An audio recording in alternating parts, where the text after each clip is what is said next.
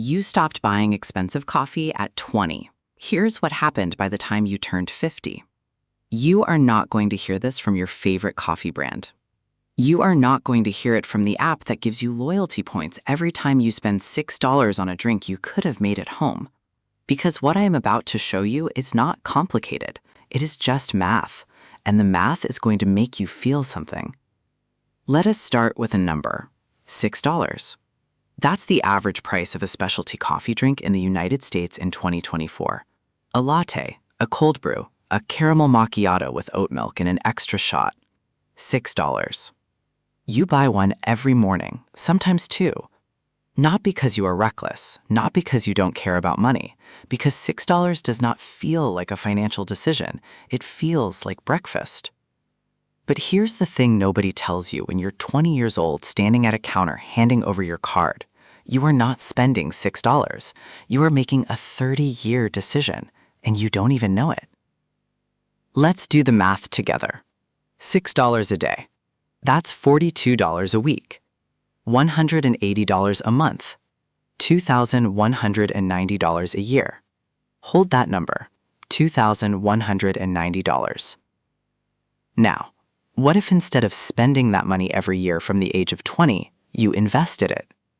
Not in crypto, not in a stock tip from someone at work, in a simple, low-cost index fund that tracks the S&P 500, the same index that has returned an average of approximately 10% annually over the last 100 years. You set up an automatic transfer, $2,190 a year. Every year, starting at 20, and then you forget it exists. By the time you are 30, the account has approximately $35,000. You deposited $21,900 of it. The market added $13,100 on top. You look at that number and it doesn't feel extraordinary yet. That's okay. This is not a story about year 10. This is a story about year 30. By the time you are 40, the account has approximately $124,000. You deposited $43,800 across 20 years. The market contributed $80,200 on top of that. Read that again. The market made $80,000 for you while you were living your life. While you were working, sleeping, traveling, doing everything you were going to do anyway. The account was just running. And here's where it gets difficult to process. Because at 40, most people look at an account with $124,000 and think about what they could do with it. A down payment, a new car, a renovation. And every single one of those reasons is understandable, and every single one of them is the most expensive mistake you could make. Here's why. Every dollar you pull out of that account at 40 doesn't cost you $1. At a 10% average annual return, $1 invested at 40 becomes $6.73 by the time you are 60. You are not withdrawing $1. You are withdrawing $6.73 and telling yourself it was just $1. So you leave it alone. You keep adding $2,190 a year. You don't touch it. By the time you are 50, the account holds approximately $394,000. You deposited $65,700 across 30 years of your life. The market built $328,300 on top of that. Let that land, $328,000 that you never earned, never worked for, never stressed about. It grew because you gave it time, and because you made one quiet decision at 20 years old that felt like nothing. Now let me show you the other side, the version of you that kept buying the coffee. Same person, same income, same life decisions except one. That version of you spent $65,700 on coffee over 30 years. Not including the tips, not including the muffin you grabbed because it was right there, not including the second drink on the afternoons when work was hard, just the one drink every morning for 30 years. $65,700. And the account balance? $0. The money is gone. Converted into drinks you do not remember, into loyalty points that expired, into a habit that felt like a reward but functioned like a leak. The difference between these two versions of the same person is not intelligence. It is not income. It is not discipline in the dramatic willpower grinding sense of that word.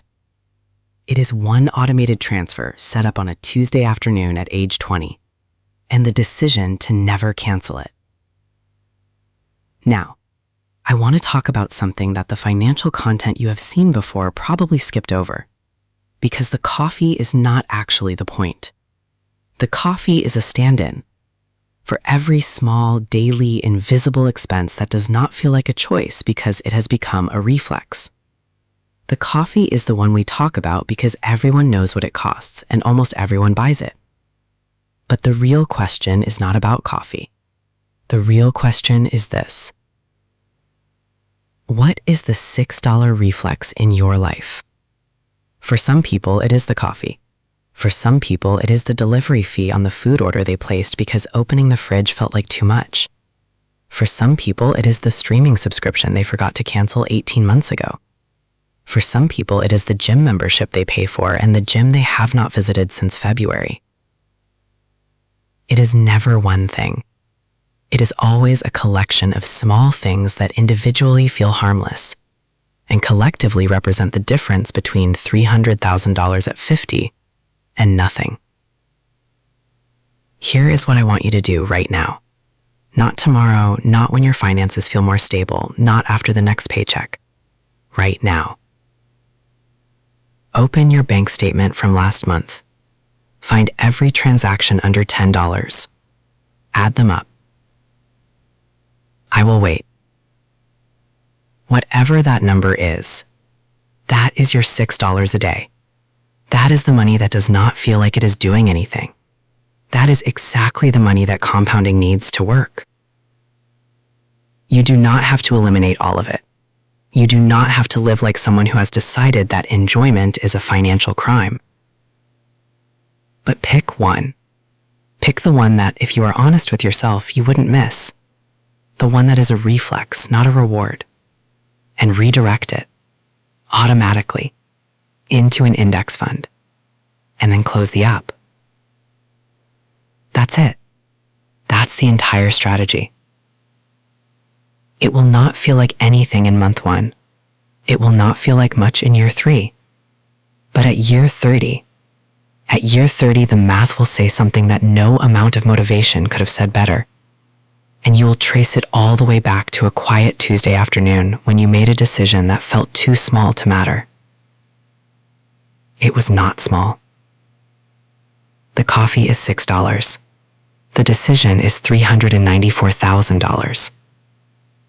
They look the same from the outside. They are not. The most expensive thing you own right now might be in your hand. Put it down. Open the app. Set the transfer. Close it. And go build something that will still be growing 30 years from now, when you are 50, and the math has had enough time to say everything.